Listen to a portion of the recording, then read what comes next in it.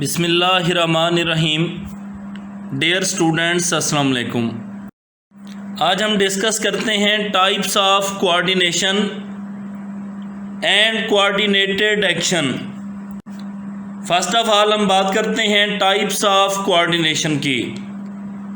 Organism में coordinations की दो टाइप्स होती हैं, जिनमें फर्स्ट है nervous coordination brought about by nervous system, यानी नर्वस कोऑर्डिनेशन जिसका जिम्मेदार नर्वस सिस्टम है।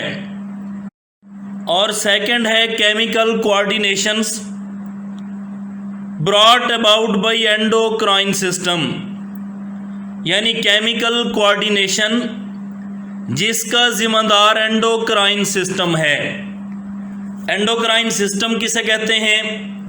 ऐसा सिस्टम जो growth, reproduction, maintenance of glucose concentration in blood and reabsorption of water in kidneys वगैरह जैसी एक्टिविटीज़ के लिए फंक्शन परफॉर्म करता है। अब हम ऑर्गेनिज्म के हवाले से बात करते हैं कि किन ऑर्गेनिज्म में कोऑर्डिनेशन की कौन सी टाइप्स पाई जाती हैं।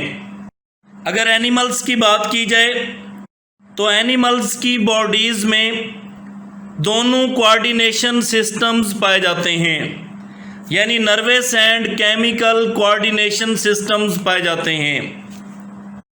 जबकि प्लांट्स और अदर ऑर्गेनिज्म में सिर्फ केमिकल कोऑर्डिनेशन होती है। और यूनिसेलुलर ऑर्गेनिज्म की बात की जाए तो यूनिसेलुलर ऑर्गेनिज्म में भी कोऑर्डिनेशन होती है। इनमें स्टिमुलाई के खिलाफ रेस्पॉन्स केमिकल्स के ज़रिए दिया जाता है, यानी इनमें सिर्फ केमिकल कोऑर्डिनेशन पाई जाती है। अब हम स्टडी करते हैं कोऑर्डिनेटेड एक्शन।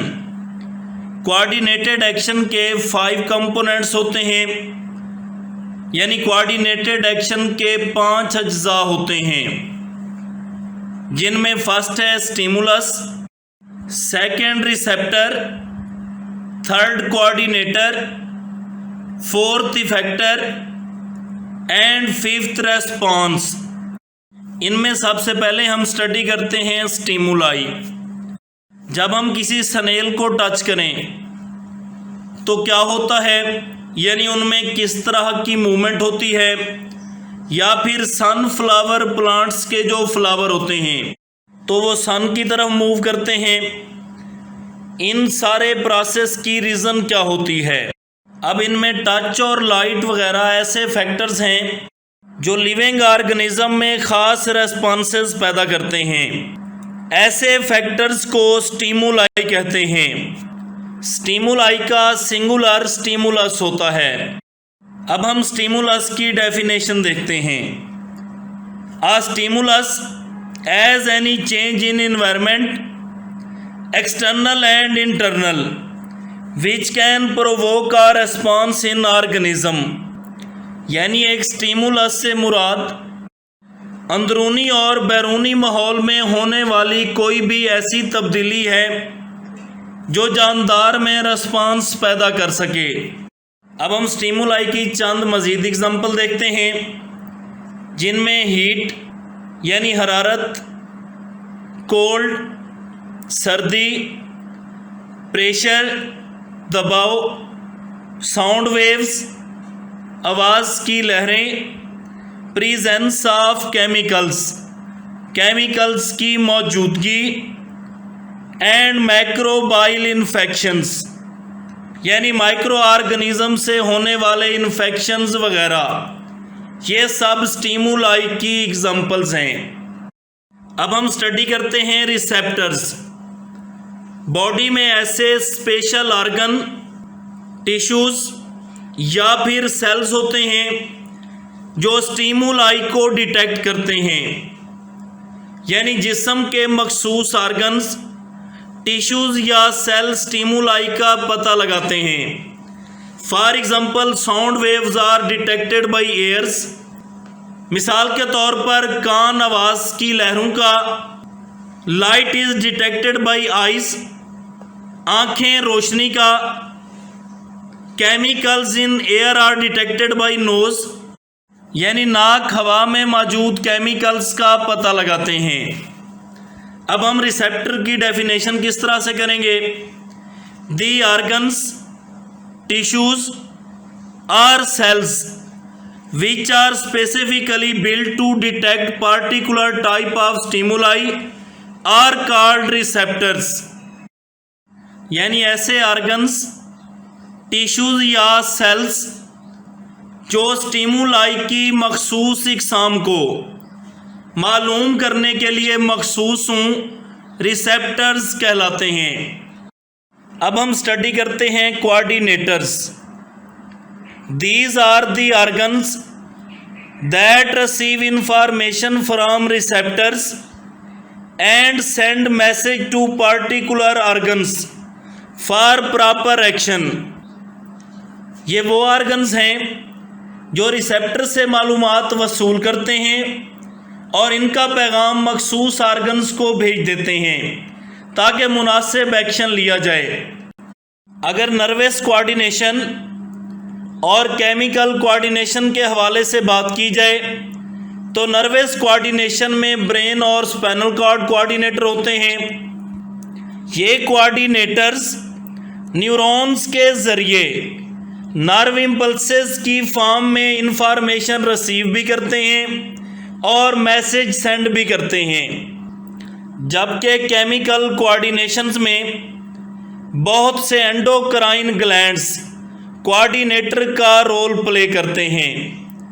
ये कोऑर्डिनेटर्स मुख्तलिफ केमिकल्स की फॉर्म में इंफॉर्मेशन रिसीव करते हैं और ब्लड में पार्टिकुलर हार्मोन सेक्रीट करके मैसेज सेंड करते हैं, यानी खून में मखसूस हार्मोन खारिज करके पैगामात भेजते हैं। अब हम देखते हैं effectors. These are the parts of body which receive message from coordinators and produce particular responses। ये जिस्म के वो हिस्से होते हैं जो कोऑर्डिनेटर के भेजे हुए पैगामात वसूल करते हैं और मखसूस रद्द अमल यानी रेस्पॉन्स पैदा करते हैं।